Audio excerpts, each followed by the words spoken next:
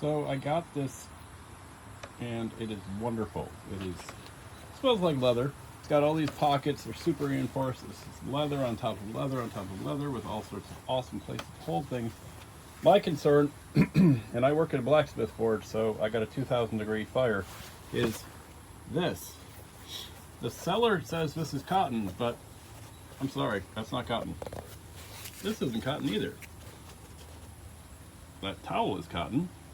This is not cotton. This is at best polyester. And I know this will melt as soon as it gets a fire or a spark on it. I mean, luckily, it's behind the leather, and it makes it so that I wouldn't transfer that leather smell onto my pants, according to the seller. But not saying buyer beware, but maybe buyer cut that off.